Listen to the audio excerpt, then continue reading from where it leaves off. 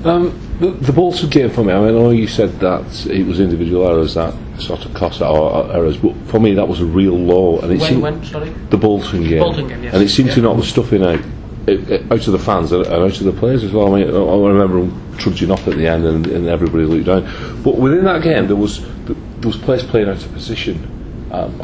Steve Gahuri, mentioning names, he played at left back and he did suffer from like a poor decision. Why was that when we had Figgy on the bench and Patrick Van Aylmer didn't even make the squad? I mean, what was why would Steve Gahuri play left? Because last season he covered left back as well, and on two occasions that I can recall, we scored goals, or the opposition scored goals on that side. Steve Gahuri, I think, is a good player, but I don't think he's a left back. No, I think Steve is 30. He's 30 years old now. He's played in Germany. He's played in different competitive leagues. He's an Ivory Coast international.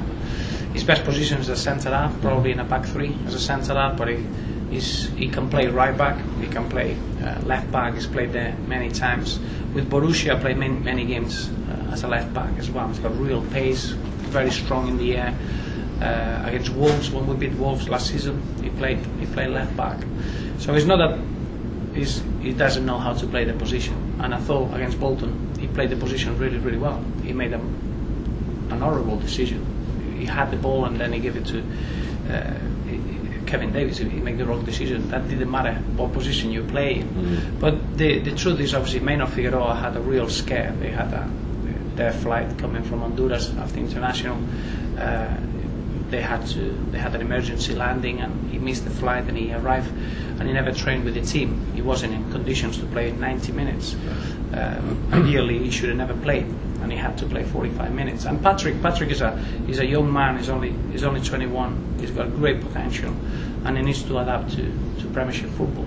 Remember that we are in a position where there is, as I said before, there's no margin of error. We cannot gamble with certain aspects, and Patrick will be a great player. He'll be as good as he wants to be, but at the moment he's playing a little bit with the Championship intensity, and there's a big gap between Championship and Premiership, and we need to help him. It would be very unfair to put Patrick in a position and then blame him because of results. I think it's a time and a place for that. Patrick is working really, really hard in training. He's trying to get up to that intensity, and once he gets that, he'll play a big part for us because he brings something different that we haven't got in the squad.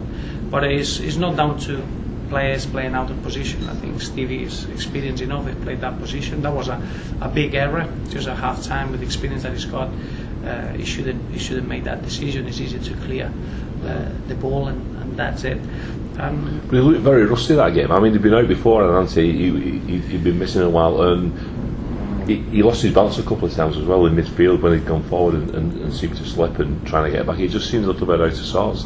Yeah, that's why obviously I took him off, because I felt he was finding it a bit difficult to get the tempo of the game. That's true. Remember that Stevie had a soft tissue injury and he's been out of the game for a while. And then when he came back, he found it difficult. Sometimes he was training really, really well that week, and then in a game situation sometimes you don't catch the tempo of the game, and that happened. But he's recovered well since then. He worked really, really well, and I thought he got the tempo really, really well against Wolves, and that's going to happen. Yeah. And we shouldn't speak about Steve Gahuri it was a key moment in the game, but we didn't lose the game because of him. No, what I was meaning was like he's playing what I thought was players out of position, like when we had perhaps cover within the squad to put Patrick Van Aylmer, because he played the two previous games. I thought he played well at Everton. Yeah. Yes, he did. He did play well. He did play well on the ball, and going forward, he did well. There are other aspects of the game that probably he needs to get up to speed, and we need to help him. He needs to be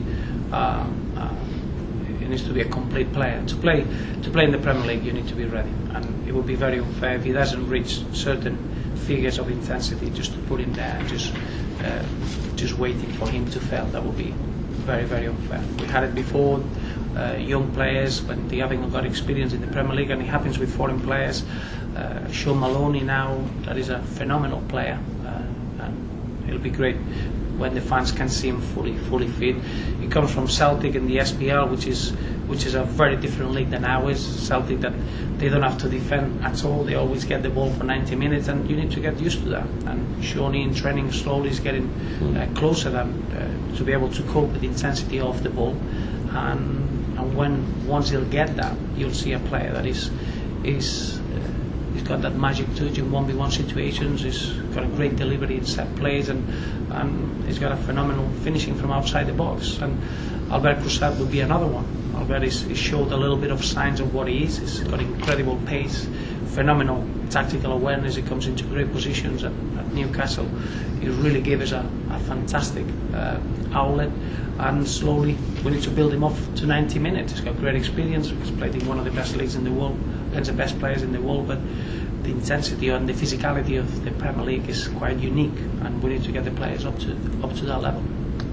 Thanks. Where are we in terms of contract talks? Names that have been mentioned have been Hugo and Momo Diarmi particularly. Well, that's one of our best players this season. Yes, that's so far. That's ongoing, obviously, and behind the scenes, and it's important that we do that. But I would say that in a moment like the one that we're experiencing now, it's all about the next result, and it's all about the team. And I wouldn't want to distract from the fact that we have to concentrate and put all the effort on winning the next game. Yes, Momo has been a phenomenal player for us in the last 2 years, and we want him to stay for longer, and we're hoping and we're working hard to make that possible. But Hugo Rayega is a similar situation, and probably we've got now 3 players that we want them to extend their contracts, and a little bit just to give that stability in the playing staff. But if, with all honesty, I wouldn't want to take any energy or any focus away from what really matters now, which is the next result collectively against Blackburn, and that's Wigan Athletic's future really, and the future of individuals. It will be important, but at the right time.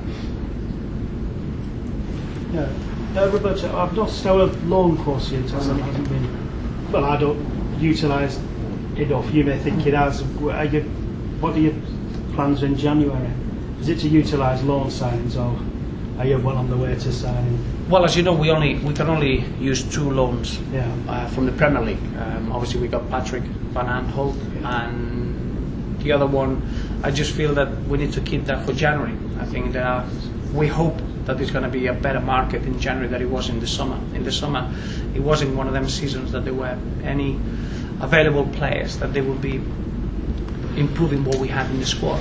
Remember that last season we had Ali Al-Habji and Tom Cleverley, and players like that very, very difficult to find. And it would be a big mistake just to maybe to limit ourselves in the loan market just by bringing someone. It has to be the right player and the right person, and that's why we need to keep that loan for January. But you're working on more. You're obviously looking at permanent signings as opposed to loan signings. I think to have the happy balance is important. You know, the average age of the group is very, very good.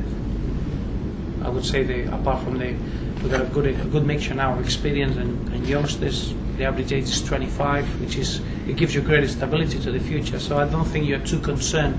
You don't have to get any permanent signings or any loan signings. I think you're one of them situations that you can bring the players that you really need. I just feel now probably in January we'll have a clear idea what we could get to help the squad that we've got. And obviously we've been very, very unfortunate in the back line. We haven't been able to keep a solid back 4 due to injuries, due to suspensions, and it seems it's going to continue like that after Antolin's suspension of three games, and probably January is something that we need to look into.